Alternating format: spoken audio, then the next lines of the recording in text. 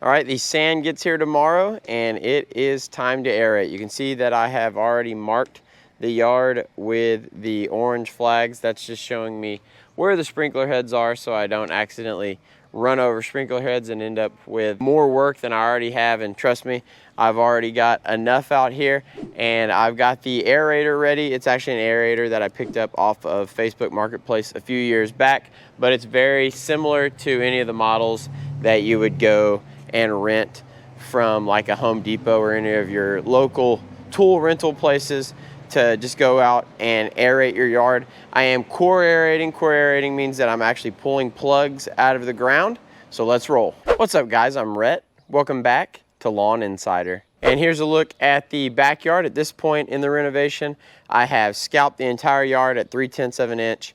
And then after that, I came through with the verticutter and went over the entire yard just to thin out that stolon layer.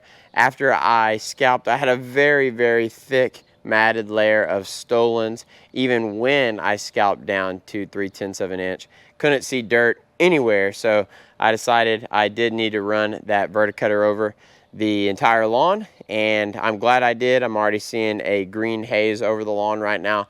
But before we really reach our full potential, we are going to bring in 3 yards of sand, which is less sand than I've used in the past, so it won't be a complete beach party out here.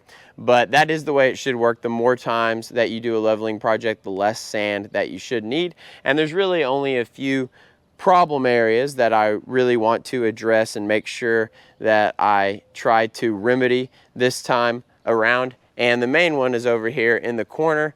And this is just a burst irrigation pipe that the pressure of the water coming out of that burst removed a lot of the soil and sand that was in this area. And this is basically a hole, but we fixed the pipes, but we have a hole right here. So that's the main spot that I'm gonna come in and fix. And then the rest of the yard is essentially just gonna be kind of a light top dressing. There are a few spots that are clearly a little bit lower that I'm gonna dump a little bit more sand. But for the most part, it's just gonna be a light top dressing, and we're just looking to fine tune what we already have going on in the lawn. Before we actually get into the aerating, I did want to cover a couple things. And the first one being, why would you actually aerate? And the primary reason that people aerate is going to be to reduce lawn compaction. And when you have compact soil, water and nutrients are just going to have a hard time getting down where they need to get to, and grass is going to have a hard time tacking down in that area. And the best way to remedy that is with a core aerator. And a core aerator is going to pull plugs, and that leads us into our next most frequently asked question, and that is, should you actually collect the plugs after you aerate? And if your goal is to reduce compaction, really you should try to collect the plugs, because the only way to really reduce compaction in the long term is going to be to have less material in the ground in that area. Now, with that being said, I'm actually not going to collect my plugs, because you'll see here in a little bit, but my plugs are going to be almost 100% sand, and if you even look at them wrong, they just disintegrate into sand and kind of disperse across the lawn, just due to the lawn leveling projects that I've done in the past.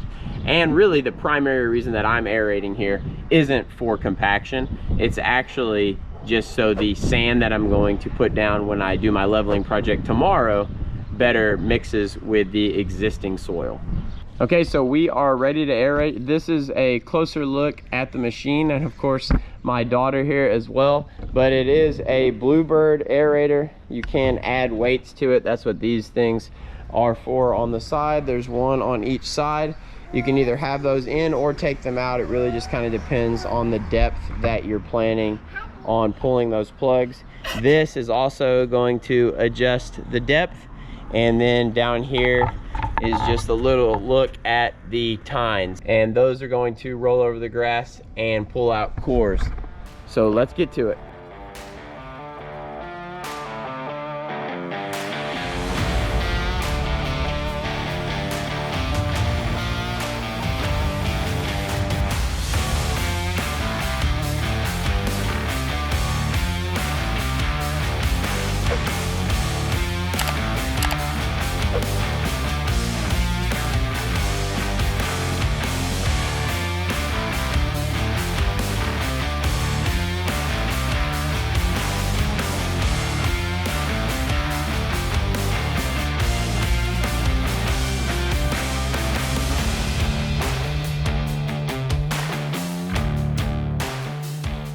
All right, we are losing a little bit of daylight here because I did wait later in the evening to get this started because it's so hot.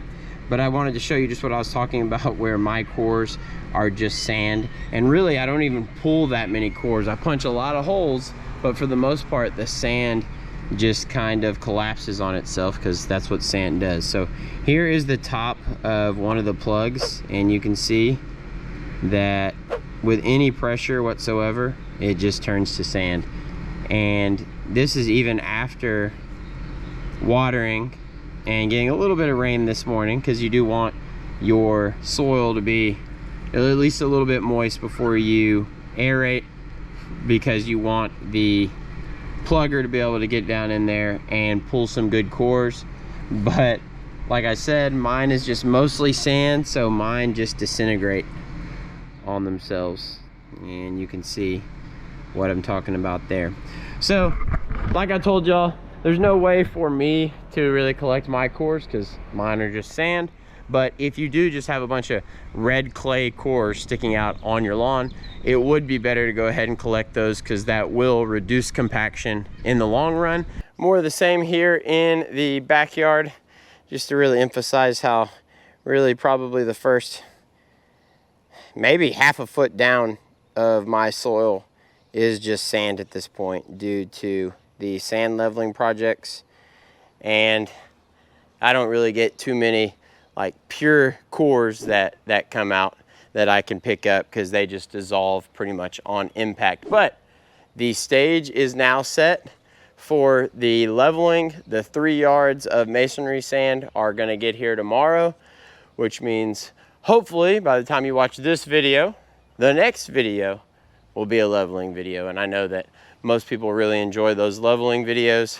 They're pretty satisfying to see the sand get all leveled out and the yard smoothed out. And you can look forward to that in the next one. So make sure you hit that subscribe button if you're not already subscribed. If you enjoyed this video, please hit the thumbs up. And if you have any questions, comments, concerns, you can leave those in the comment section below. I'll see y'all again soon. Lawn Insider out.